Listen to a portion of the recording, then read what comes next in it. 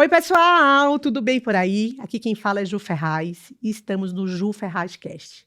Esse espaço que foi criado para a gente falar sobre corpo, sobre mente, sobre alma, para ouvir mulheres incríveis com suas histórias, com suas dores, com suas vitórias, alegrias e muito mais.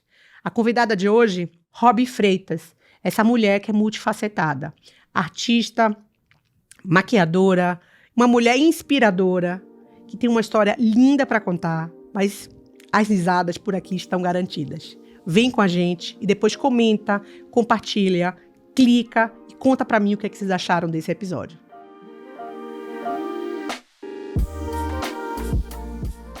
Gente, a gente podia passar aqui horas e horas e horas e horas falando.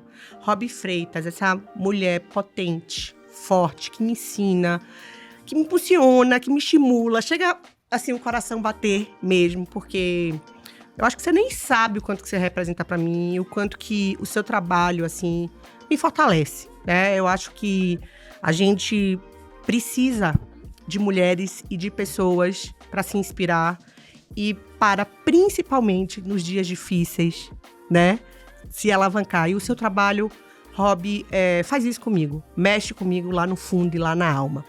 Eu tô fazendo essa declaração de amor, mas para quem vai estar nos assistindo e nos ouvindo, eu queria que você começasse contando quem é essa mulher linda e especial que tá aqui na minha frente. Ai, gente, eu fiquei toda arrepiada, meu Deus.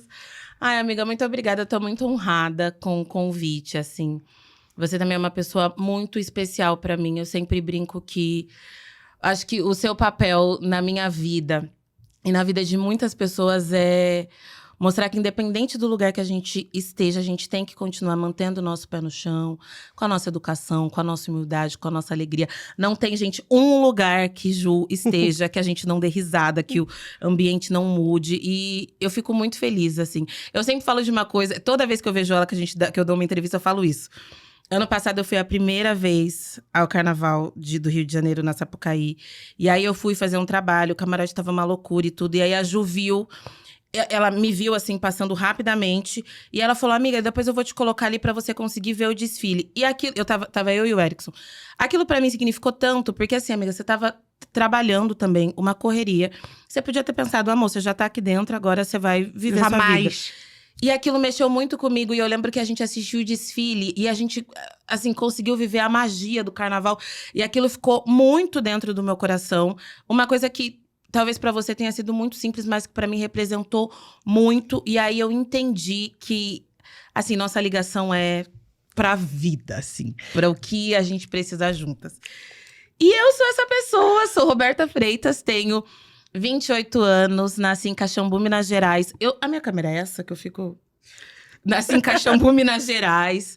Moro em São Paulo, hoje tenho um relacionamento de 4 anos. Eu digo que ainda não sou casada, porque ele não me pediu. Mas vai pedir, amiga! Mas vem aí o pedido de casamento. Eu quero viver isso com vocês, hein? Sim! Tenho o Bob, sou comunicadora de beleza, sou atriz também, voltei a fazer teatro agora esse ano. Eu falo que eu sou uma mulher multifacetada, eu sou apresentadora, eu sou cantora, eu sou atriz, eu sou vendedora, eu sou amor tudo. O que me der pra fazer, eu tô fazendo. Você faz sucesso. E eu gosto, sim. eu gosto da câmera, eu gosto do negócio, eu gosto eu de acho dar que você uma deve ser filha de Oxum, você não é filha de Oxum, não? Com certeza! Pra quem Purinha! Purinha, pra quem não sabe, Oxum é um orixá. Sim. E é orixá da prosperidade, do brilho. Da fertilidade, do amor, né? E é uma guerreira. Assim, é uma guerreira, mas que ela sabe como guerrear, usar as armas dela de forma, às vezes até de uma forma sutil. E aí eu, como uma boa filha de Oxum, também tenho um pouco do drama, né? Eu também sou essa pessoa, choro. Amiga, tem. E às vezes é uma coisa que acontece que, assim, eu sei dentro de mim que talvez não é tanto. Mas dói de um jeito que eu falo, eu preciso chorar. E é um choro que vem da alma, assim. E aí depois que eu choro, eu fico ótima. Tem uma história da minha vida, antes de falar um pouco dessa história da gente no carnaval. E que a gente vai estar juntas com toda certeza com nossos orixás de novo. Minha avó, que era uma mulher muito importante na minha vida, à frente do tempo dela, uma professora de português, que saía de casa para trabalhar quando, naquela época, você imagina, né? As mães ficavam tomando conta dos filhos. E ela contava uma passagem que um dia a gente, na fazenda, no interior da Bahia, eu tava sentada numa escadinha, chorando, chorando, chorando, chorando. E ela, Juju, minha filha, eu penso ela falando isso. Por que você tá chorando? Porque eu gosto de chorar.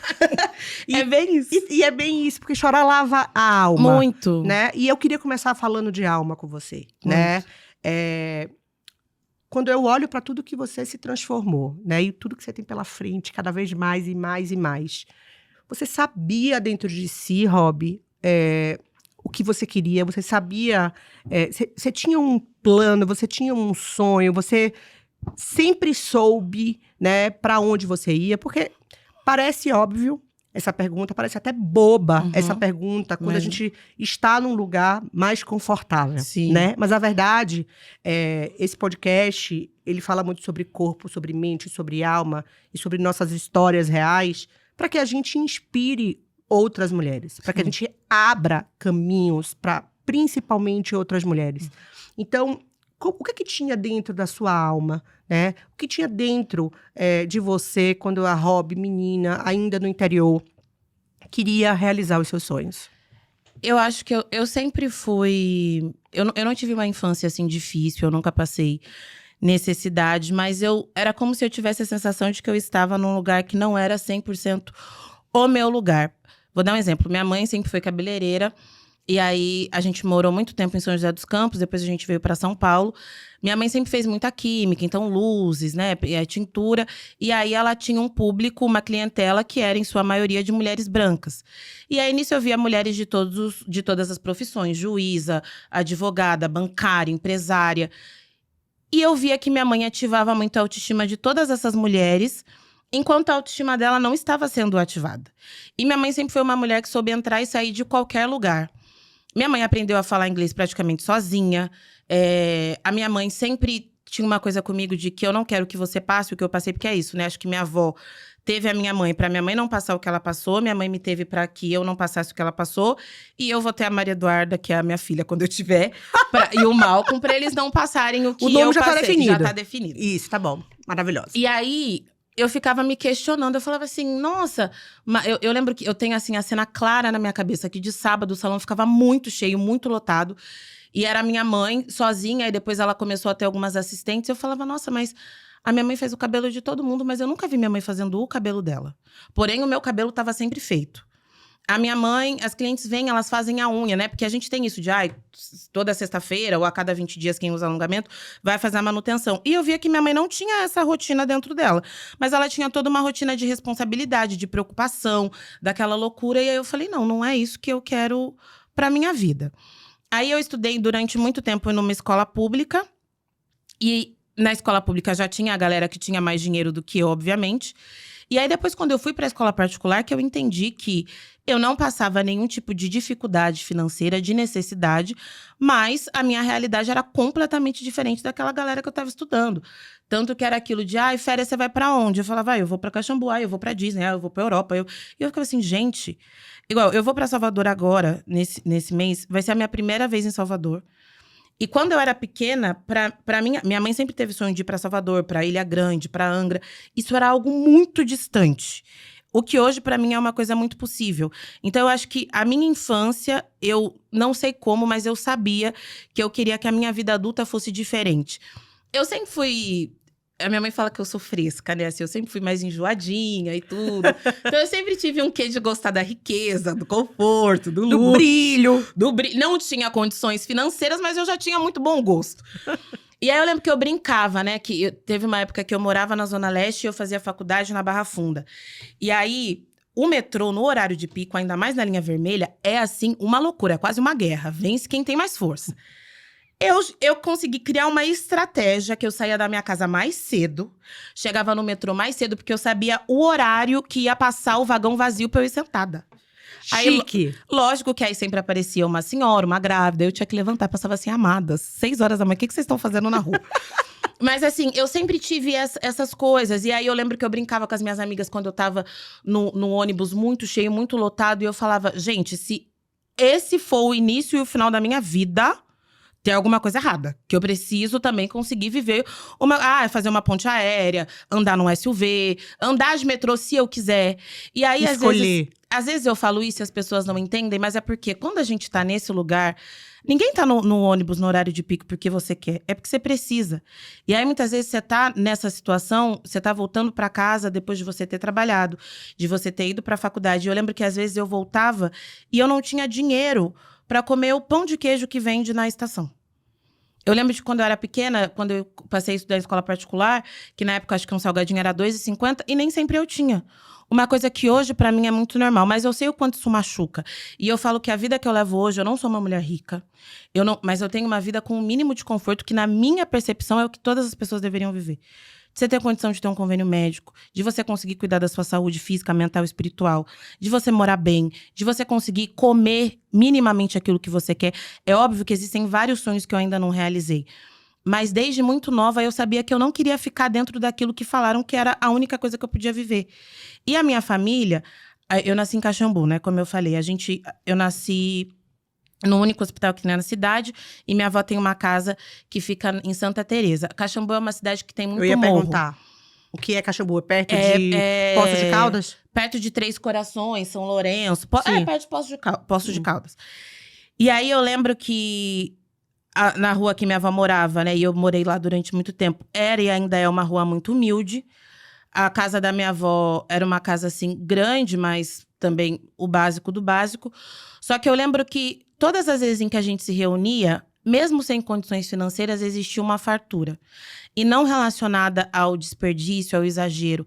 Mas a minha família sempre teve isso, da fartura, da prosperidade, apesar das dificuldades. E eu falo também que toda pessoa preta, por mais que a gente passe todas as questões que todo mundo sabe, né? Que a gente sofra o racismo, que a gente viva com isso constantemente, existe dentro da gente uma alegria que não é comum. Não é comum. E aí, eu queria viver essa alegria, na prosperidade. Essa prosperidade, mas dentro do conforto que era nosso por direito também. Óbvio. Entendeu? Eu falava, eu não aceito ficar passando isso a vida inteira.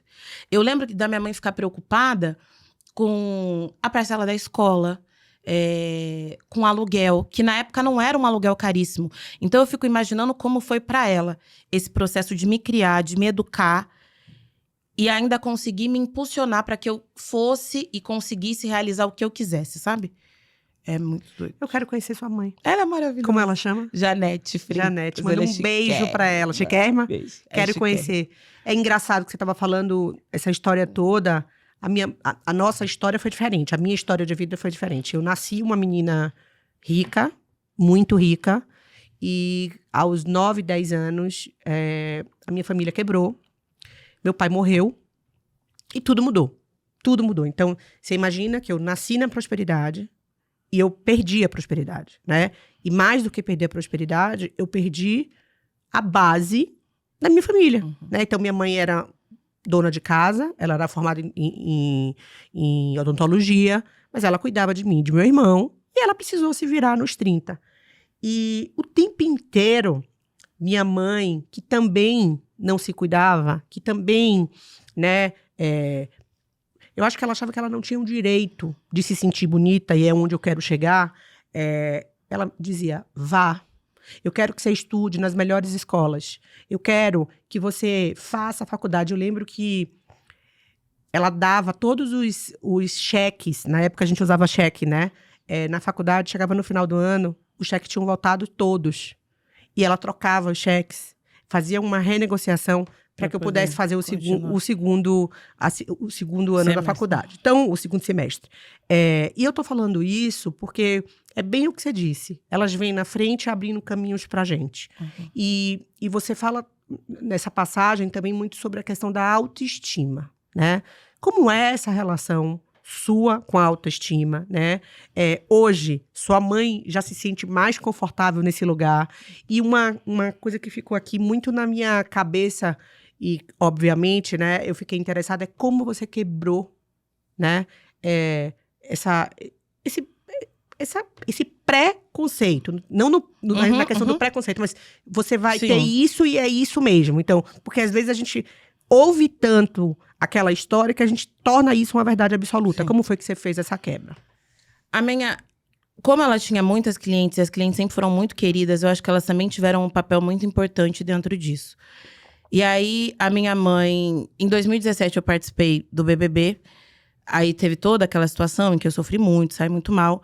Só que eu entendi que, depois que aquilo ali tinha acontecido, eu precisava dar uma reviravolta na minha vida.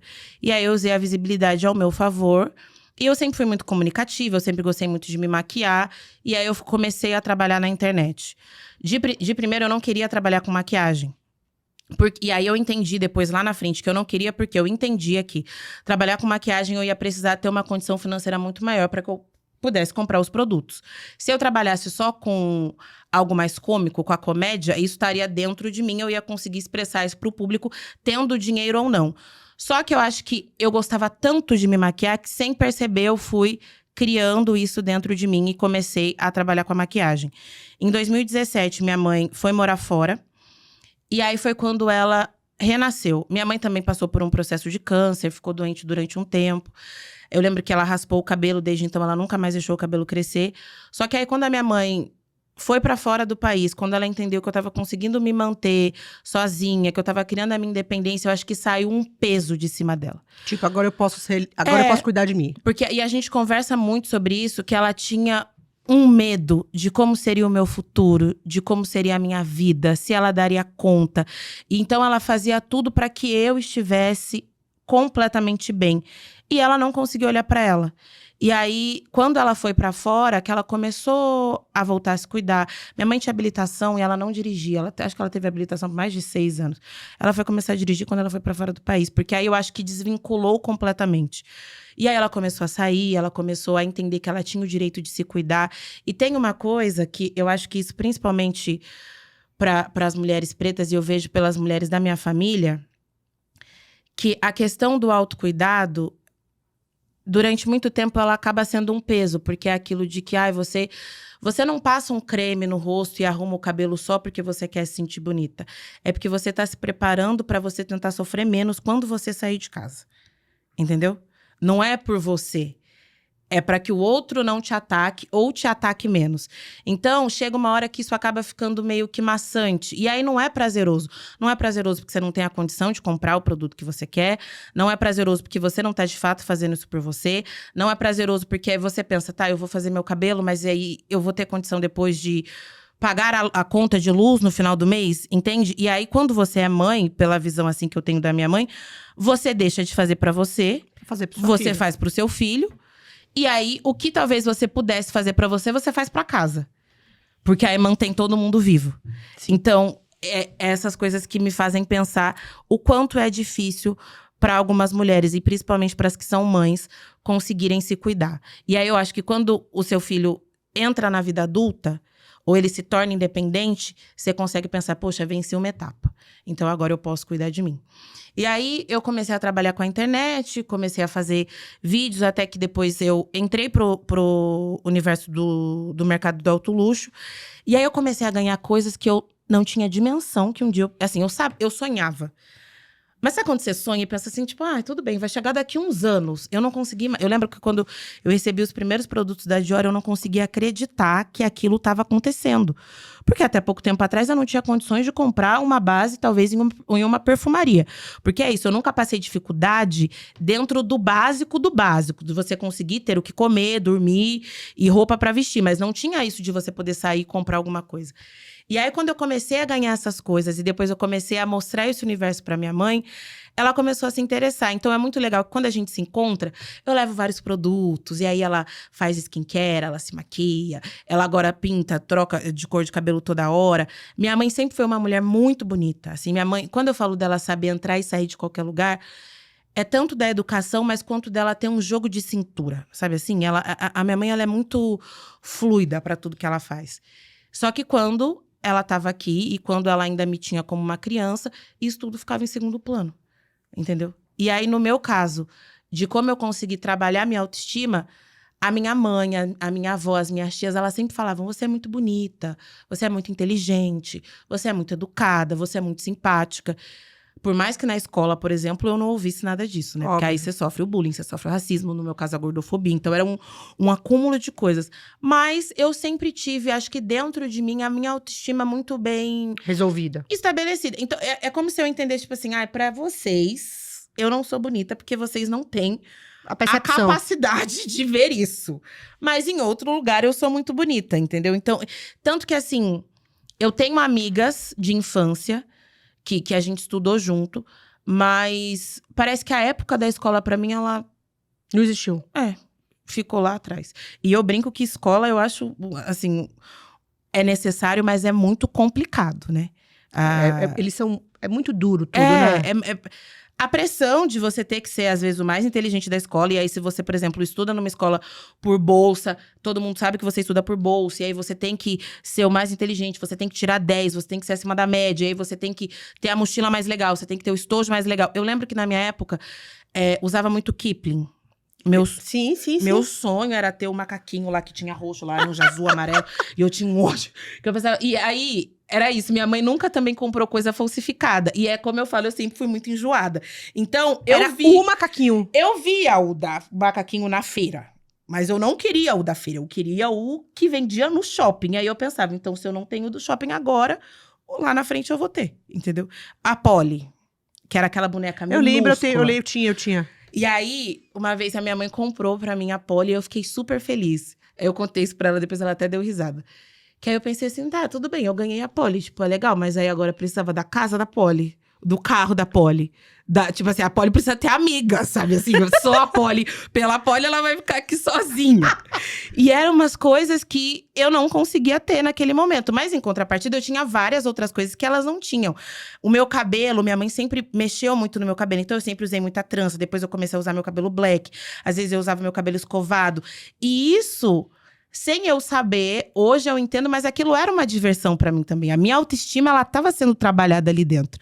Então, eu sempre tive a certeza de quem eu era. E assim… Isso é maravilhoso, né? E a minha negritude, ela sempre esteve muito firme, assim, dentro de mim. Eu sabia. E aí, tem umas coisas que eu não entendia, mas hoje eu entendo. Eu sempre amei o carnaval. Na época… Eu vivia numa igreja evangélica, então isso não podia. Eu não podia viver o carnaval. Mas eu lembro que eu tinha, assim, na minha cabeça, que eu pensava assim, gente, eu quero muito ir numa escola de samba, eu quero muito ver como… E eu vejo que isso é algo ancestral. E quando eu pisei a primeira vez numa avenida de escola de samba, que eu senti mesmo, assim, o som da bateria… Você chorou? Eu entendi… Não, eu fiquei toda arrepiada, mas eu entendi que aquilo era algo ancestral. É exatamente isso. Entendeu? Aquilo fazia parte de mim. E você sabe que… Duas coisas… Você tá falando… Histórias completamente diferentes, né? Você é nascida no interior de Minas, eu nascida em Salvador, Bahia. São, né, uma distância… Até distante mesmo Distante, absurda, e de comportamento, Sim. e de história, né? Enquanto você falava da questão da gordofobia, e quando você falava o quanto que foi difícil a escola, né? Eu me lembrei de uma passagem na minha vida, onde eu estudava numa escola de padres, Colégio Marista. E era a escola que era uma das escolas mais tradicionais da cidade. Uhum. E eu sentada numa janela ali da escola, passa duas meninas. E eu ouço uma menina falar para outra: que menina com corpo estranho. Ela é gorda em cima e magra embaixo. E aquilo acabou comigo, né? Aliás, essa memória eu tinha apagado. E Voltou. enquanto você falava, voltou. E aquilo me fez perceber o quanto que eu era diferente das pessoas que estavam ao meu redor. Eu não lembro, na escola, uma outra menina gorda como eu. Eu não lembro. Deveria ter, né? Mas eu não lembro, porque era tão pesado para mim ser uma menina gorda, que eu vivia aquela dor, né? Depois dali… Eu fui apelidada de Jubola. É engraçado que hoje, com 42 anos, eu chego em Salvador e ainda me chamam de Jubola. Agora, no final de ano, que eu passei as férias em Salvador, no meio da missa, em homenagem à cura de Preta Gil. Eles falaram. Uma mulher me encontra, que me conhece a vida inteira, falou: oi, Jubola. Eu falei: eu não sou Jubola, eu sou Ju Ferraz. Mas eu tô contando essa história aqui pra você porque eu não soube lidar, né, com a questão da gordofobia. Como foi isso pra você, Rob? Você era uma menina gorda? Eu nunca fui magra. Tá. E aí eu ouvia muito isso, né? Que eu precisava emagrecer, precisava emagrecer, precisava emagrecer. Até que chegou um momento em que eu engordei muito. E aí eu olhava as minhas fotos de quando eu era mais nova e eu falava, gente, mas eu não era gorda. Eu só não era magra, mas não faz parte da minha estrutura óssea. Acho que um dos problemas da gordofobia é esse. Acho que, às vezes, você não tem um corpo, que é o corpo padrão, mas você ainda não é uma pessoa extremamente gorda. E de tanto falarem, porque aí cria uma disforia de imagem, né? Total. Porque eu criei. Eu também. E aí, depois, quando eu engordei muito, que eu olhei, eu falei, gente, não, mas então tem alguma coisa errada. E aí, assim, a minha mãe, né, tudo volta pra ela. Não tem problema, a minha também. Ela fazia as questões, as minhas roupas, ela sempre comprou roupas em que me coubesse muito bem. Só que chegou uma hora que aí aquele momento que você deixa de ser criança, aí você é adolescente, mas você não é adulto, e aí o corpo tá mudando, né? A fase da puberdade, que aí foi quando meu quadril começou a crescer, eu comecei a ter mais perna, e aí começou a ficar muito difícil. Eu, na escola, ouvia muito sobre eu ser uma menina gorda, mas, ao mesmo tempo, parecia que as pessoas falavam de mim, mas que elas queriam estar comigo, sabe assim? Então, pra mim era confuso, porque eu era zoada, mas ao mesmo tempo as pessoas queriam ir na minha casa, as pessoas queriam ir, sei lá, se eu fizesse uma festa de aniversário. E aí, quando eu falo da questão do brilho, eu acho que é isso. As pessoas viam na gente algo que poderia ser benéfico pra elas, então elas te zoavam, mas elas ficavam ali perto. E aí, quando eu entrei na faculdade, eu emagreci um pouco. Aí eu fui pro programa, aí depois do programa eu engordei muito. E aí agora eu entrei num processo de emagrecimento, porque eu estava muito acima do meu peso, eu não estava conseguindo sentar mais confortavelmente. Pra mim tava sendo, assim, muito difícil viajar. Teve um dia que a gente foi assistir um musical do Rei Leão, que eu sentei na cadeira do teatro. E eu fiquei muito mal, porque a cadeira me machucava. E eu sei que a culpa não é minha, né? Isso é uma questão social. O teatro que tinha que ter o mínimo de noção. Mas eu entendi que eu não estava tendo força mais para bater de frente com essa situação. Então, eu decidi que eu ia passar por um processo de emagrecimento, não para ficar com o corpo de ninguém, mas para eu chegar dentro do corpo em que eu me sentisse bem. E eu sei que eu sempre vou ser uma mulher mais voluptuosa. Eu nunca vou ser seca, porque eu tenho quadril, né, eu sou uma pessoa ancuda. A minha estrutura óssea ela é maior. E aí, quando eu entendi isso, tudo mudou. Mas eu acho que eu consegui entender esse processo de todo o abuso que eu sofri com relação à gordofobia, quando eu cheguei no meu peso máximo, em que eu comecei a olhar as fotos, eu falei, gente, tem alguma coisa errada. De que eu não era gorda. Eu só não era uma pessoa extremamente magra. É muito louco isso, né? E aí, de você olhar a foto e falar assim… E eu olhava a foto e falava, meu Deus do céu, mas… Eu conseguia lembrar dos dias. Eu falava… Nesse dia eu estava me sentindo muito, muito, muito gorda. E aí eu olhava a foto e me olhava e falava, mas agora que eu tô gorda. Eu tenho a mesma coisa que você. Eu falei, então tem alguma coisa errada. Tipo assim, o que tá acontecendo? Exatamente. Eu não sei se você eu tenho às vezes assim… eu faço a foto, olho pra foto e falo, a foto ficou ruim, sei lá. Aí depois você gosta? Não, 6 meses depois, eu olho pra foto e falo, gente, eu adorei a foto. Porque é isso, né? A gente vai também sendo impactado pelo entorno, sim, né? E puxando esse gancho da questão da gordofobia, e mais do que da gordofobia, né? Do direito do outro de falar sobre o tamanho do seu corpo, e juntando com toda essa história do Big Brother, né? Eu não lembrava, eu apaguei da minha memória que você tinha feito o programa. Eu consegui limpar, né, gente? Completamente. Tem gente que nem sabe, você sabia, amiga? Eu juro pra você, tem apaguei. Gente que não… Eu apaguei da memória. E a gente tá vendo o que tá acontecendo com Yasmine Brunet, que é uma mulher padrão. Dentro do padrão, né? Filha, né? Modelo, ela é modelo. Alta, magra, o que todo mundo dizia que a gente deveria ser. E aquilo me incomodou muito, Robi, né? O julgamento. Me fala um pouco como foi esse processo do Big Brother para você, se você já sentia isso na pele, e queria ouvir um pouco da sua análise hoje, no recorte de hoje, do ano de 2024, exatamente o que aconteceu com Yasmine. Quando, assim, a minha participação dentro da casa, eu fiquei com o meu emocional muito abalado, né? Foi na época que minha mãe tava doente. Eu falo que, assim, só entende o Big Brother quem entra ali dentro. Não é uma coisa que dá pra explicar se a pessoa não vivenciar aquilo. É um sentimento. Mas dentro da casa, eu nunca sofri gordofobia da parte de ninguém. Mas aqui fora, eu sofri todos os ataques possíveis e imagináveis. Então, eu sofri racismo, gordofobia, machismo, tudo. Eu lembro como se fosse hoje que teve um dia que a gente tava na piscina, eu não lembro, acho que eu tava em cima do Daniel, não lembro qual era o participante, mas a gente foi fazer aquela brincadeira briga de galo, né? Que Sim, fica uma sim. pessoa, sobe a pessoa aqui no ombro e aí você tenta derrubar o adversário. E aí eu subi em cima acho que era do Daniel mesmo, subi em cima e aí tiraram uma foto e aí o pessoal colocou que eu ia matar ele, que ele não ia conseguir andar depois. E assim, eu estava com um corpo que era bem menor do que eu estava agora recentemente. Então, a internet foi muito pesada, assim. As pessoas me massacraram muito. E eu acho que também isso que você falou, eu apaguei da minha mente. Sem perceber, né, eu fiz o que chamam de rebrand, né, da minha imagem. E eu virei e falei, não, eu não vou aceitar isso. Porque quando eu saí, eu lia todas aquelas coisas, eu juro pra você, tinha dia que eu achava que eu ia morrer.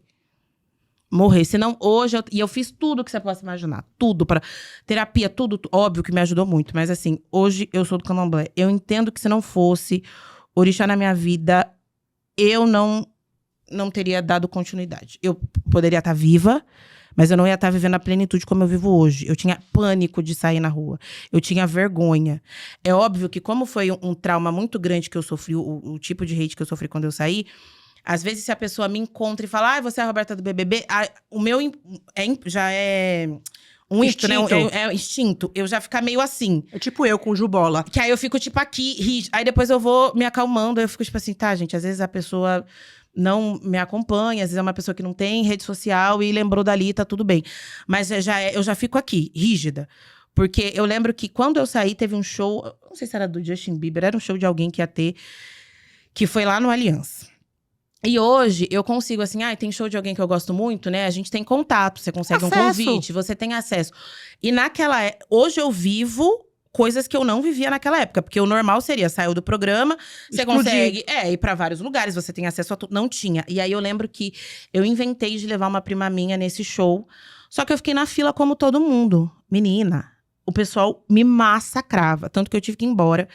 E aí saiu o vídeo no Twitter e tudo. Então, assim, era uma coisa bizarra. As pessoas me xingavam.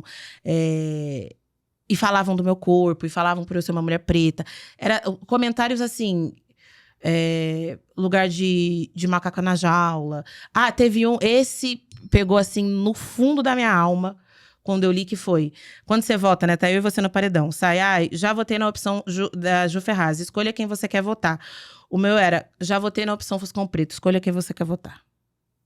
Então, assim, foi muito pesado. E eu tenho pra mim, falo isso tranquilamente, tá?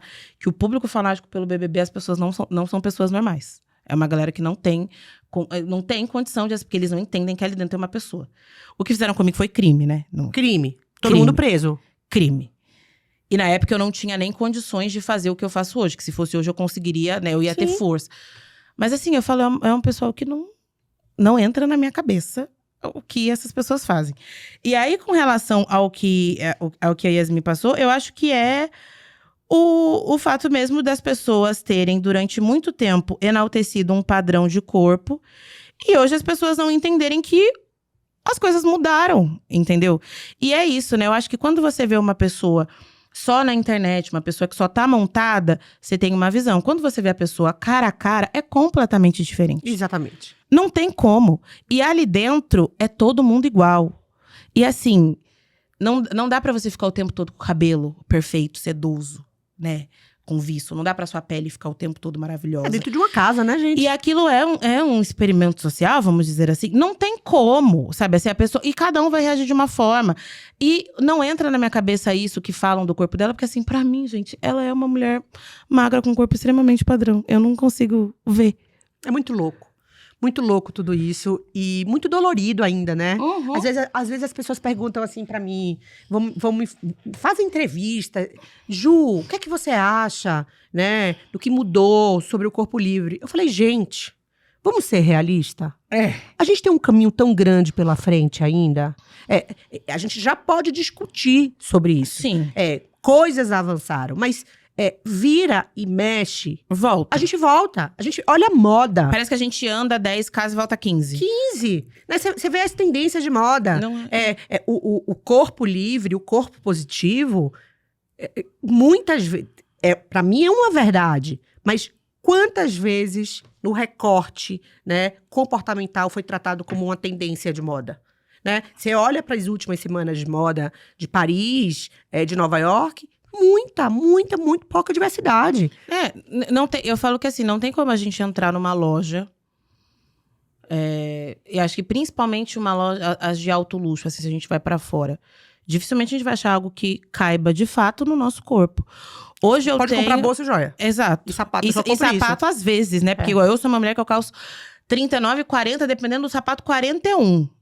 O 30, e o meu pé, ele é um pé que ele é mais largo. Então, assim, não é qualquer sapato que entra. E aí eu fico pensando, hoje eu tenho condições de fazer roupa sob medida. Mas que a gente sabe que não é algo barato. E não é fácil.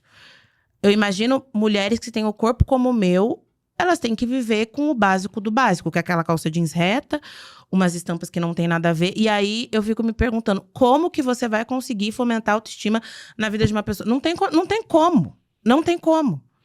Eu tenho um sonho, Robin, quando você estava falando isso, de rodar o Brasil, fazendo um trabalho, e eu vou me dedicar a isso em 2024, de pegar um Senac da vida e fazer um encontro com os grandes líderes empresariais de moda desse país. Porque a indústria precisa entender a importância do pertencimento, né? Porque quando você entra numa loja que você não cabe na roupa, não é só a frustração, você não pertence a esse lugar. Você não vai ter acesso a esse lugar, né? Eu vivi uma história...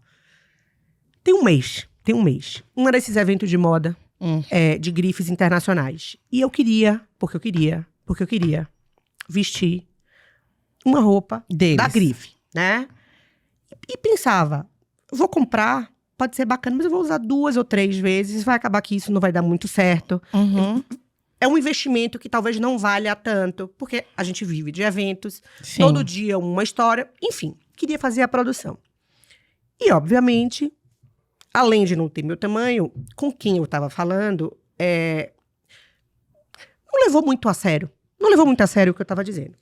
Em um determinado momento, eu chego para a pessoa e digo a ela assim, você precisa entender que eu estar vestida com a sua marca no seu evento, e olha que eu sou uma mulher que tem acesso a tudo. Uma mulher privilegiada.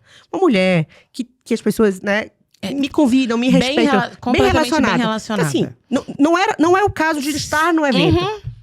Vestir a sua roupa tem um significado.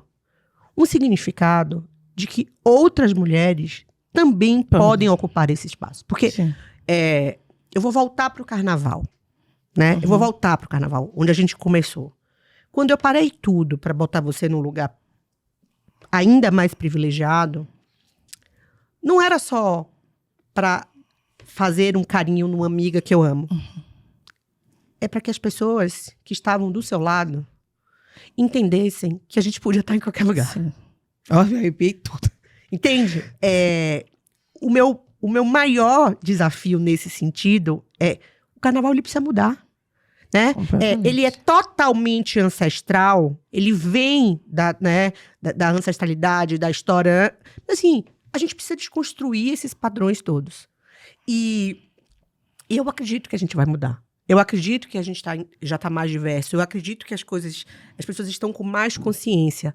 Mas a verdade é que, para mim, ainda tem, Rob, um tempo entre a teoria, a percepção e a prática. Eu não sei se você concorda com o que eu tô falando. E eu acho que isso a gente vê até dentro do próprio carnaval, e falando do carnaval num geral, né?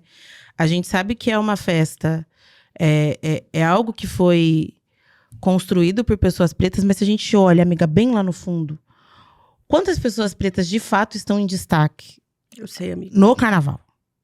Sabe? Eu fico olhando e falo assim, gente, E aí, eu acho que cada um, obviamente, vive a experiência da maneira que quiser.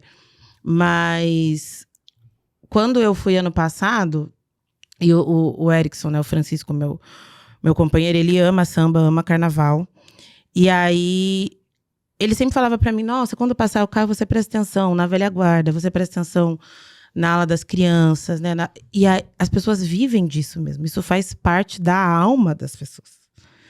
Então, quando eu fui, eu fiquei lá vendo, eu falei, gente, é um privilégio poder estar vendo tudo isso de perto, sabe assim? Sei. E eu sei que eu estar nesses espaços também trazem a esperança para que outras mulheres pretas como eu tenham a certeza de que elas também vão estar nesse espaço. Porque é um espaço nosso, né? Totalmente. E quando às vezes as pessoas me questionam, mas você, né, fala muito sobre conforto, ou muito sobre isso. Eu falo, gente, é nosso. A verdade é que foi tomado. Mas é nosso por direito. E aí o carnaval em si é completamente nosso, entendeu? Obviamente. Na verdade, fico... nós, brancos, vamos dizer, deveríamos pedir licença para entrar, né? Que não é, né? Mas eu acredito nessa transformação. Eu acredito. Também. Só que a gente só transforma agindo. Óbvio. Né? Se não for através, né, dessa transformação, da ação, né? Chega a cansar, né, Rob? Vamos combinar, amiga, que cansa isso tudo, né? A gente não vai conseguir chegar lá. Você falou várias vezes, vamos daqui um pouquinho, tá? Sim. De caminho. Você falou várias vezes de rebranding, né? Sim. De rebranding da sua imagem. Eu também tenho essa coisa de, eu não vou aceitar isso e vou para esse caminho. Eu não vou aceitar isso e vou para esse caminho. Tudo que eu construí muito por instinto. Uhum. E por necessidade de sobrevivência. Como foi isso pra você, né? Quando você sai do Big Brother com essa enxurrada de ódio, de crime, de agressividade, e você fala, eu vou usar isso a meu favor. Me conta como foi isso.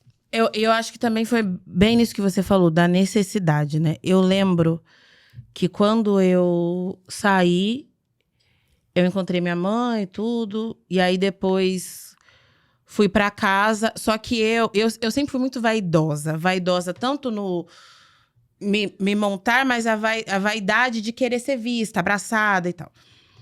E aí eu imaginava que quando eu saísse, eu teria pelo menos algumas pessoas que gostassem de mim. E eu tinha essas pessoas, mas a quantidade de gente que não gostava, ou talvez a forma que isso chegava em mim, me impactava de uma maneira muito maior. E eu sofria, assim, muito. E aí eu lembro que eu entrei no programa, eu tinha 21 anos, então eu trabalhava no salão com a minha mãe, mas né, eu não tinha um salário fixo. Aí minha mãe foi embora para os Estados Unidos, eu decidi ficar. Eu não ganhei o programa, não ganhei muito dinheiro lá dentro. E eu lembro que eu passei uma época que eu vivia de esfirra e quibe, que eu morava no primeiro apartamento que eu comecei a morar sozinha. E aí chegou um tempo que eu comecei a ficar até preocupada com isso, que eu falei, bom, agora as coisas estão começando a apertar. Mas eu sempre tive a certeza de que, assim, a situação tá ruim, mas ela vai mudar. E eu brinco que eu cheguei no fundo do poço e aí não tinha mais pra onde ir. Eu já tinha cavado tudo, assim, eu já tava... No subsolo. Exato. Aí eu falei, eu vou ter que voltar. Aí acho que eu peguei um impulso e voltei. Aí em 2019, E aí, nisso, assim, muito mal. Eu chorava muito. Eu não consigo explicar, gente, mas era uma tristeza que doía a minha alma, assim. Eu tinha vergonha, eu chorava. Era horrível. Horrível. Quer dizer, eu não imagino. Por exemplo, se fosse lá atrás, você me chamou pra vir aqui. Eu ia me questionar, por que você me chamou? Eu ia ficar envergonhada de estar falando com você. E na minha cabeça, você ia estar me julgando como todas as pessoas me julgavam. Então, era muito pesado. E aí, em 2019, eu entrei para uma agência, eu fechei meu primeiro contrato com uma marca grande de cabelo, que hoje eu não tenho mais o contrato com essa marca, mas assim, que eu sou eternamente grata, que foi isso que me deu mais impulso. E aí, eu lembro que... Pode. A marca? É. Pantene. Olha, que legal. Sou eternamente grata. E aí, eu lembro que o contrato eram 3 meses. O primeiro. Era aquela campanha Você e Yasmine? Ou era só você? Não, teve uma que eu fiz uma campanha que foi o comercial, que era eu, a Marina Rui Barbosa. A Yasmine. Eu acho que ela tava, que era do... Free. Não, então não foi. Você lembra como chamava o... Não era... Tinha um nome a campanha, eu não vou lembrar agora o nome. Tudo bem. Amiga, mas enfim. Eu entrei para uma campanha específica, eram 3 meses. Aí eu fui fazer o shooting. Quando deu 1 mês, eles aumentaram colocaram um aditivo para mais 3 meses. Aí quando bateu, acho que 5 meses, eles pediram mais 1 ano. E aí o contrato foi aumentando. E aí hoje eu olho isso e falo assim, gente, se eu fosse tudo isso que as pessoas diziam que eu era no programa, nunca que uma marca como essa teria vinculado a imagem dela Óbvio. comigo. Óbvio. Um contrato de 3 meses, era, na minha concepção, era pra eles entenderem quem eu era. Se dá um mês, se depois do primeiro shooting eles já aumentam o contrato, é porque algo eu tinha pra oferecer ali. E tava dando muito certo. Exato. E aí, eu fiz um comercial depois que passou na América Latina inteira. E aí, eu fiquei com eles mais um tempo. Depois, o contrato encerrou, porque aí teve algumas questões da outra agência que eu tava. Mas aí, depois que eu comecei a trabalhar com a Pantene, as coisas foram acontecendo. E eu tenho uma coisa que eu não consigo fazer as coisas pela metade. O meu perfeccionismo, ele até me atrapalha um pouco. Mas qualquer trabalho que eu tenha pra fazer, eu faço com o máximo de maestria que eu consegui fazer, porque eu entendo o quanto que eu ralei e demorei e sofri pra conseguir chegar nesse lugar. E aí, eu saí dessa agência, fui pra uma outra. Não, aí antes disso, eu entrei pro Shopping Cidade Jardim. E a maneira que eu entrei pro Shopping Cidade Jardim foi muito engraçada, porque teve uma festa da Balmain, eu fui. Eu lembro disso. Eu nunca tinha pisado, eu nem sabia direito da existência do Shopping Cidade, pra você entender como era distante da minha realidade. E aí, foi muito engraçado, que eu lembro que eu entrei no shopping e eu falei assim, nossa, gente, aqui tem todas essas marcas caras, Dior, né, Louis Vuitton. E eu fiquei assim, chocada. E aí, foi a primeira vez que eu entrei, de fato, num shopping de alto luxo, porque ia completamente diferente de um shopping popular. E aí, teve a festa da Balmain, a Anitta cantou. E eu sou eu em qualquer lugar. Eu acho que eu sou uma mulher muito autêntica, então eu não fico me fazendo, porque óbvio que eu sou uma pessoa educada, mas assim, a minha essência, ela é em qualquer Puxou lugar. a Dona Janete. Exato. Obviamente. Que entra e sai muito bem de qualquer lugar. Aí eu peguei e falei, vou dançar no palco. E nesse dia, eu não tava com uma roupa assim adequada, porque era isso, era longe da minha realidade. Então eu ainda não tinha stylist, eu não tinha noção do que era produção. Eu fui com uma calça jeans, um escarpão, uma blusinha preta, um blazer. E nesse dia eu tava começando a conversar com o Erickson, lembra? Você foi me buscar. Aí, menina, eu falei, vou dançar no palco. Eu só sei que começou a tocar movimento da sanfoninha. Eu fui pro meio da pista, descalça. Comecei a dançar. A Anitta falou, abre a roda. Mentira! Aí, falou, abre a roda. Eu subi no palco, dancei. Nisso, o Bruno Astuto tava do lado. Não conheci o Bruno Astuto. Ele se apaixonou por você, obviamente. E aí, ele pegou… Depois, ele veio falar comigo, tirou uma foto comigo. E assim, minha mãe sempre foi muito fã do Bruno Astuto. Eu lembro que ela assistia Ana Maria e via o café da manhã dos dois, batendo papo, conversando sobre moda, semana de moda. E aí, eu mostrei a foto pra minha mãe, ela ficou chocada. Nisso, o Bruno começou a me seguir. Depois de, acho que 1 mês, mais ou menos, ele me chamou pra começar a fazer uns vídeos pro Shopping Cidade Jardim, vídeos de maquiagem. Nessa época, eu não tinha câmera profissional, eu não tinha equipe ainda, eu gravava pelo meu celular. Eu nem tinha tantas maquiagens ainda. Mas eu falei, vou. E minha mãe sempre falava pra mim, a gente tem que estar preparado tanto, porque a gente se prepara muito porque é ruim.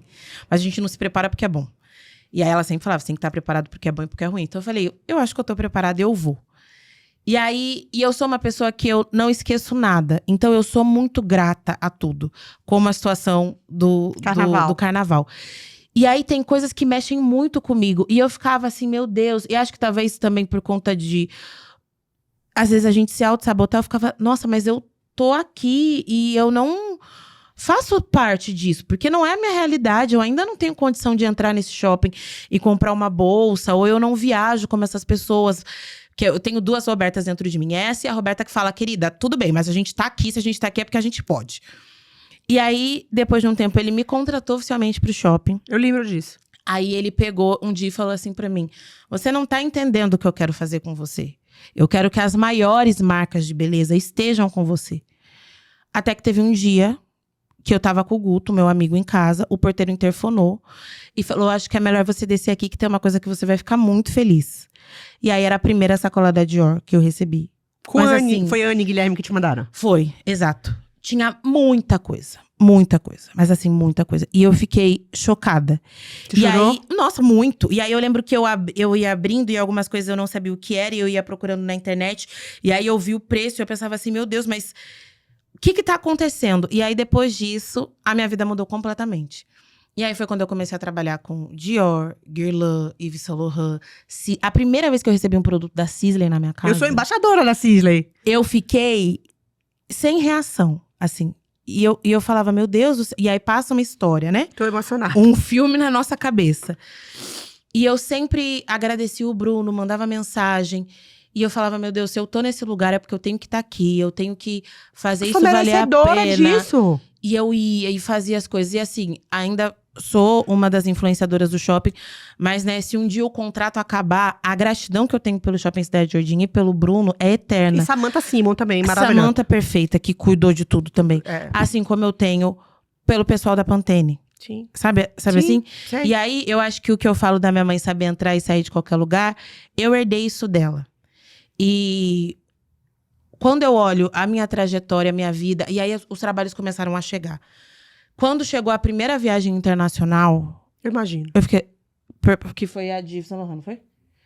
Na hora que eu li o e-mail... Primeiro que assim... Eu lembro que eu li as coisas e eu ficava assim, não pode ser verdade. E aí, quando eu fui pra Bivolt, que é a agência que eu tô hoje, que também tem um papel Ela único é uma na minha fofa. vida. Sou apaixonada pela dona. Porque eles fazem o quê?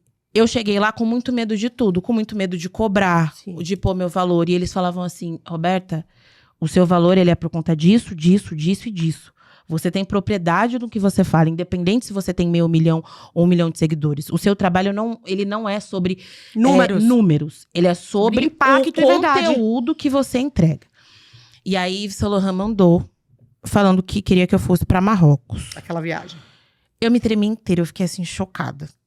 E aí, o processo, né, é sempre um processo pra fechar o trabalho. Fui ficando muito ansiosa, mas é isso. Eu ia no terreiro, fazia as minhas coisas, tirava meus ebós, fazia os meus pedidos e tudo. Aí, no dia que falou que fechou, eu fiquei sem reação. Eu lembro que eu tava na minha mãe, eu cheguei aqui. E eu sempre quis... Eu acho chiquérrimo isso de ponte aérea, né? De que, um dia você tá em Salvador, um dia você tá no Rio, um dia você tá nos Estados Unidos, aí você volta, aí você vai pra... Eu gosto dessa vida louca. E aí, foi a primeira vez que eu vivi isso. Que eu tava na minha mãe. Eu acho muito chique. E aí foi a primeira Faz vez que a eu vi... fotinha da bolsa. Exato, e aí eu viajei de classe executiva, né? E Então como eu falei, foi? nossa, não, porque eu falo, eu e a riqueza, a gente tem um match.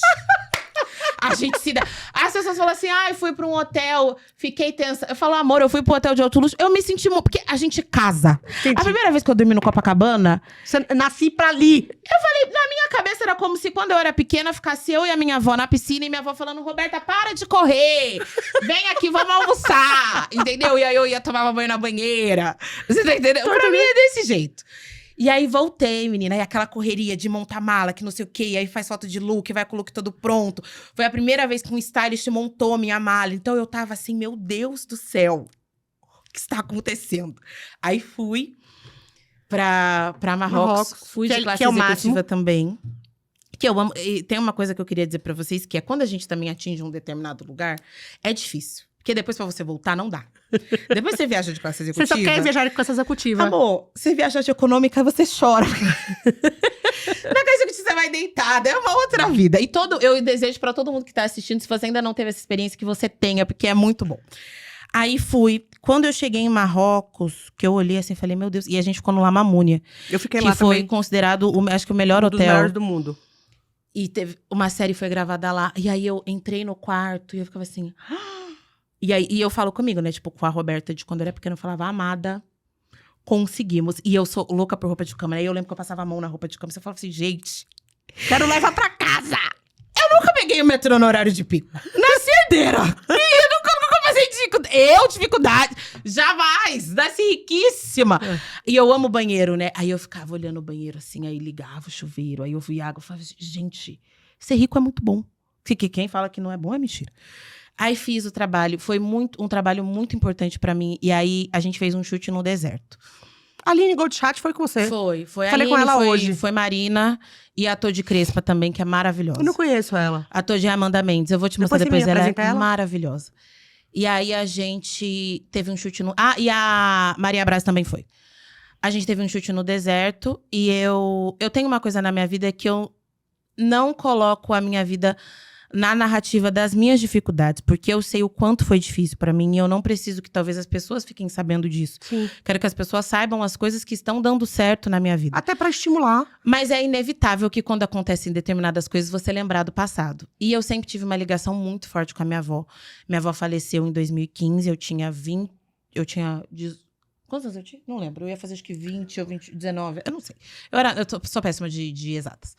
E aí, eu cuidei da minha avó. Minha avó faleceu faltando 3 dias pro meu aniversário. Não, 1 semana pro meu aniversário, se eu não me engano. Isso, faltando uma semana, 5 dias pro meu aniversário. Ela faleceu no dia 15 de setembro, eu acho. E aí, menina, ela sempre foi muito... A gente sempre foi muito apegada. E aí, eu sempre senti minha avó muito dentro de mim.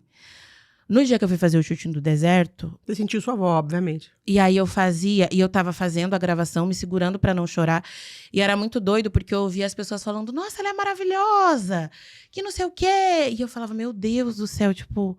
Olha onde eu cheguei, olha tudo que eu passei, olha as coisas acontecendo. E aí, nisso veio, assim, a minha avó na cabeça. E aí, quando acabou o shooting, tudo que eu não chorei quando eu cheguei, eu chorei naquele dia. Eu chorava muito. E aí, eu fui na internet agradecer.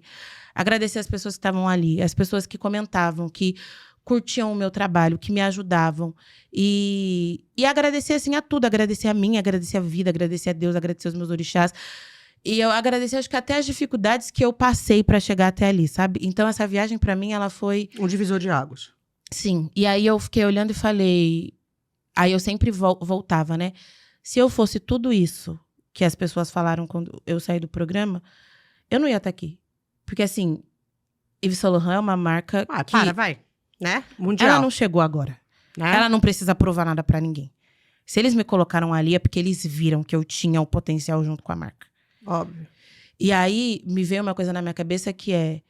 Eu consegui desvincular minha imagem do programa e consegui fazer a construção da minha carreira, né? Aí, depois disso, todas as viagens que eu faço a trabalho... Viagem a trabalho mexe muito comigo. Eu posso ir, sei lá, pra qualquer lugar. Eu fico muito mexida porque eu penso... Uma movimentação muito grande para uma viagem acontecer. Sim. E geralmente as viagens acontecem em lugares que eu nunca fui. E aí eu falo, meu Deus, eu tô tendo o privilégio de ir trabalhando, recebendo por isso e conhecendo um lugar que eu nunca conheci. Ano passado eu fui pra Belém do Pará, com Natura. Eu também foi uma viagem que, assim, a cada passo que eu dava, eu chorava, né? É muito forte, Belém. Eu fui agora pro Círio de Nazaré com o Fafá de Belém, é muito forte. Cada passo que eu dava, eu chorava, assim, de pisar na terra e sentir o corpo arrepiar. E foi um trabalho, e aí eu fico muito feliz, porque, por exemplo, Natura, eu sabia que era uma marca que tinha consciência ambiental, racial, mas eu não tinha noção de que era nesse nível. Eles são muito sérios. Porque aí, quando eu fui no MIB, Movimento de Mulheres das Ilhas de Belém, quando eu conheci o Vanildo, quando eu fui na cooperativa, que eu fui entendendo a movimentação que era para um produto chegar na nossa casa e o quanto vidas de pessoas estavam sendo mudadas, porque as pessoas trabalham. E aí, quando eu cheguei eu sou muito sensitiva. Se tem lugar que eu chego, eu não sinto energia boa. E aí, quando eu entrei na fábrica, eu senti uma paz. E eu não tô falando que problemas não devem acontecer. Óbvio, acontecem. Mas eu digo assim, parece que as pessoas elas estão ali trabalhando felizes. A Natura ela é diferenciada. Ela é uma marca diferenciada. Exato. Eu completamente. senti isso quando cheguei lá. Assim, eu falei, gente, não é uma coisa normal. E aí a Natura, aproveitando e falando delas, ano passado eu fiz a primeira edição do Natal das Pretas. Que é um evento que eu criei porque... Eu sei, querida, eu vejo, né? Eu acompanho. A gente fez Pena porque... que não é meu lugar, né? Porque aí você sabe, né? Porque se deixar, amor.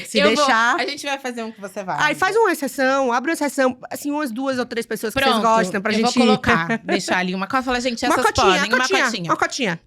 Mas pra quem não sabe desse projeto, eu fiz porque todo final de ano eu via que muitas mulheres se reuniam, mulheres em sua maioria brancas, em jantares muito luxuosos, chiques, sofisticados, confortáveis e tudo. E uma vez ou outra tinha uma pessoa preta. E quando tinha, nem sempre a gente ficava muito confortável, mas a maioria das vezes não tinha. E eu nunca tinha visto isso acontecer nessa grandeza só com mulheres pretas. E eu falei, eu quero fazer esse projeto com mulheres pretas. E para mostrar que nós, mulheres pretas, temos o direito de viver o que é sofisticado, o que é confortável, o que é luxuoso, o que é ou não caro. A gente tem o direito de viver isso. E aí eu queria que fosse algo luxuoso, mas que também tivesse a nossa alegria. Então que a gente pudesse dar risada. Exato.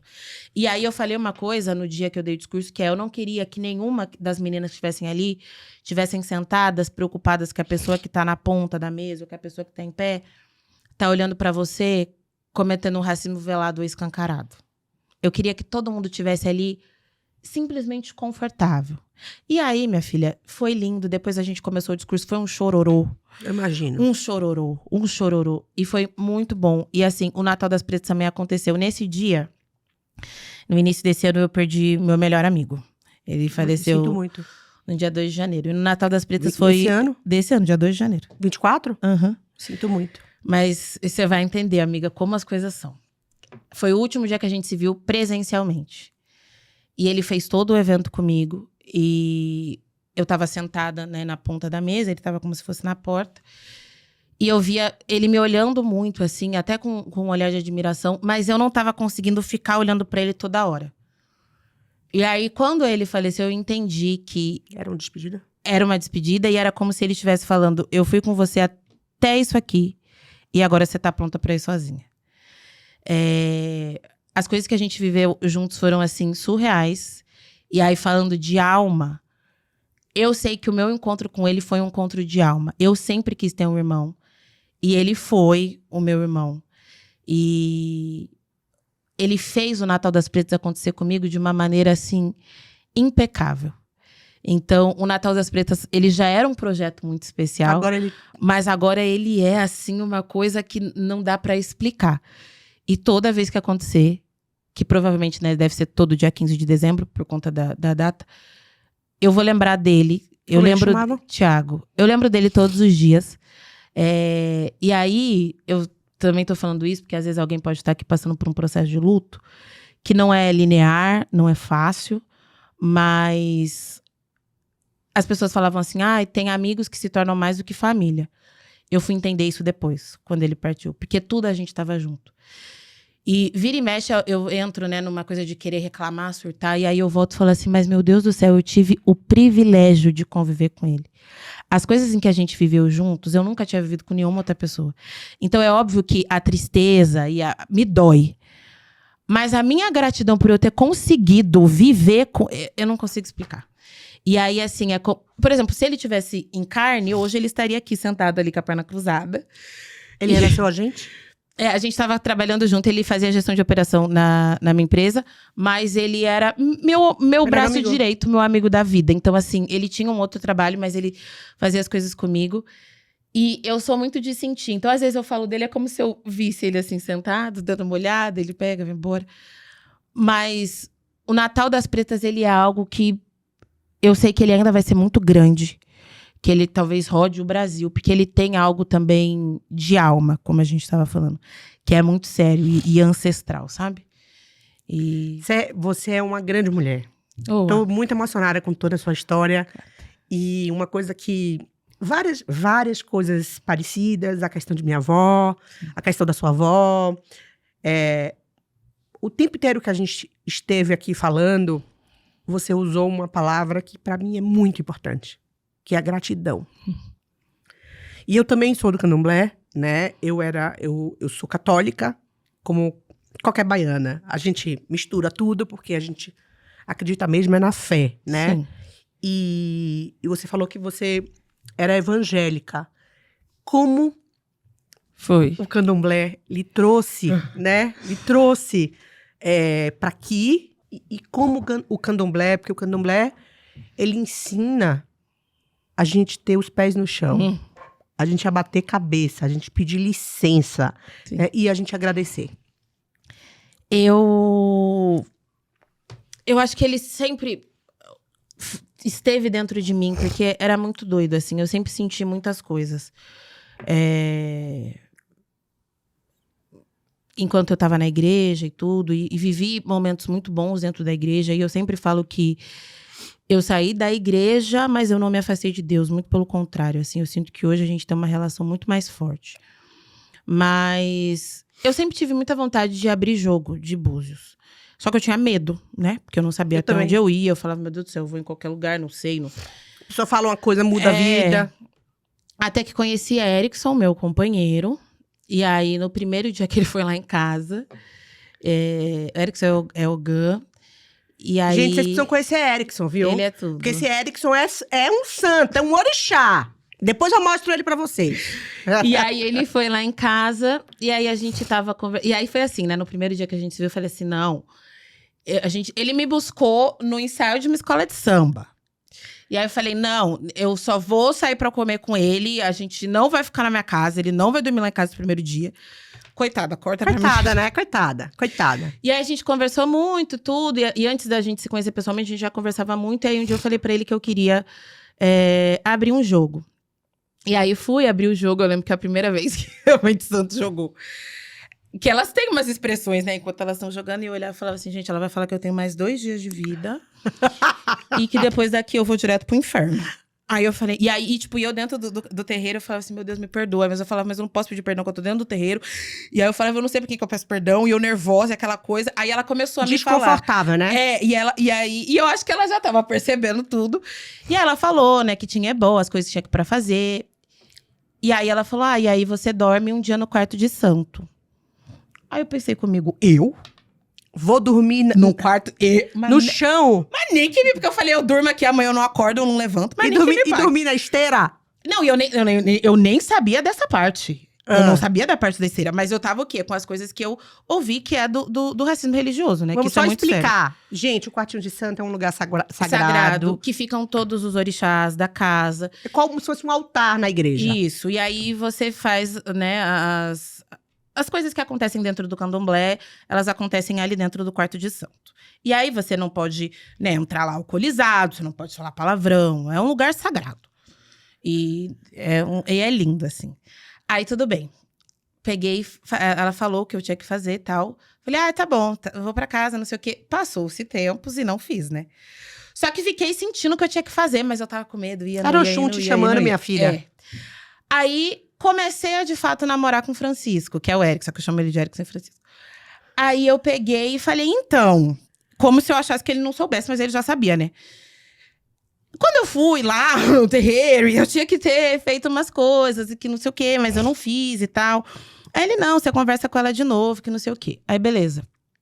Ela abriu o jogo de novo, eu fiz. Aí eu dormi na esteira, né? Fiz as coisas que eu tinha que fazer. E aí, isso eu falo, me dá até um negócio no coração. Eu consigo ver a cena. Quando eu entrei por dentro do quarto de santo, eu ainda estava naquele processo do programa. Então, eu ainda tinha muita vergonha, muita dor, muita mágoa. E eu não conseguia lembrar de coisas do programa. E aí, quando eu deitei na esteira pra dormir, eu revisitei muita coisa. E aí, dormindo, eu senti cheiro, eu senti temperatura, porque tem um cheiro específico. Senti cheiro, senti temperatura. O cheiro da casa? Da casa do BBB. E eu usava um protetor solar específico, então eu lembrei do cheiro, eu lembrei da temperatura, eu lembrei de um monte de coisa. Eu lembrei de momentos em que eu estava feliz lá dentro. E aí, quando a Mãe de Santo me acordou para eu sair de dentro do quarto de santo, eu juro por Deus, a sensação que eu tinha era como se eu tivesse com uma capa preta amarrada aqui. E aí, quando eu fui dar o primeiro passo com o pé direito, a capa, o nó desfez e a capa caiu dentro do quarto. E ficou pra trás. E ela, tipo, sumiu. Entrou em decomposição e saiu. E desde esse dia, eu nunca mais tive nenhuma crise como eu tinha antes com relação ao programa. Então, assim, o candomblé na minha vida é isso. Quando eu tô dentro do barracão, meu barracão fica no fundo da Zona Leste. Eu aprendo muitas coisas. Mas quando eu tô lá dentro, o mundo pra mim para aqui fora. Teve uma saída de Oxum em que a Mãe de Santo me colocou pra fazer o adé, né, de Oxum, a cabeça, pra fazer a decoração. E aí eu lembro que no dia seguinte eu tinha um trabalho. Mas eu falei, eu não vou embora enquanto eu não terminar. E eu comecei a fazer, tipo assim, acho que era 6 da tarde, terminei quase 1 da manhã, não foi? Demorou bastante. E aí eu fui fazendo, e enquanto eu fazia, eu me emocionava, eu lembrava das coisas, era como se hoje não estivesse falando comigo. E aquilo pra mim era um sagrado. Eu falei assim, meu Deus do céu, eu estou fazendo algo que um orixá vai usar. E aí, todas as vezes em que eu tô dentro do barracão, eu não tenho pressa pra ir embora. Porque ali é quando eu tô fazendo a manutenção da minha vida. Barracão é fácil? Não é fácil. Não. Ter irmãos de santo é fácil? Não é fácil. Mas você aprende a viver. Ali você aprende a viver. Você aprende a respeitar o outro, você aprende a entender a limitação do outro, você aprende a entender os seus defeitos também. Aonde você precisa melhorar, você aprende a respeitar. Você ouve o que você não quer. Você ouve o que você não quer. E ali, amor, toda a frescura que eu tenho... Ela fica do lado de fora. Num saquinho. Entendeu? Que aí vai lavar uma louça, vai lavar um banheiro. Lógico que aí, quando eu vou lavar o banheiro, eu jogo um cheirinho mais coisado, já faço um frufru. A filha de Oxum. Mas igual, eu sou responsável pela decoração, amor. Todas as festas, eu e Madu, Aline, Gleice e Ju, a gente faz a decoração. Porque a gente tem um borogodó. Tem um axé. Mas assim, é muito precioso. E eu fico muito triste. Porque assim, eu acho que cada pessoa tem sua religião. Eu acho que tem gente que tem que estar realmente dentro da igreja. Sim, cada um se identifica. Mas eu queria que as pessoas entendessem o que é o candomblé. Porque o que as pessoas imaginam é muito triste. E eu fico pensando como talvez deveria ter sido pra mim se eu pudesse ter vivido isso desde pequena. Sabe, assim? De você estar ali dentro, de você brincar. É muito doido. É só vivendo pra saber. Mas eu acredito numa coisa também, viu? Pra acabar aqui nossa conversa. Você é retada, viu? Eu ia falar uma palavra, mas não pode, né? Meu diretor não vai permitir e vão me cortar quando chegar na edição. Eu acredito que o candomblé chama a gente.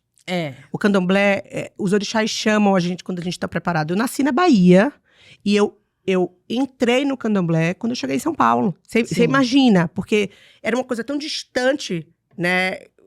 Pra mim, essa coisa, né? De você achar preconceito religioso mesmo. Que é total. E existe muito, a gente não pode negar. Minha amiga, eu quero te dizer que sua história é linda. Eu quero conhecer Dona Janete. Ai, vamos fazer depois quando ela vier, a gente faz um episódio com ela. Por favor. Ela mora onde? Em Richmond, na Virgínia. Chique. Chiquérrima. Negrona enjoada. Você merece Obrigada. tudo que você tem, porque você é uma guerreira mesmo. E eu acho que a parte mais legal do podcast, eu vou te dizer qual é ter tempo, estar presente para ouvir mulheres tão importantes e tão incríveis. A gente se admira, a gente se respeita, a gente tá conectada, uma estende a mão para outra, mas a gente vive numa correria tão louca que às vezes a gente esquece de estar presente. E o Ju Ferraz Cash, ele tem me trazido isso. Tempo de qualidade para ouvir histórias e aprender com mulheres incríveis como você.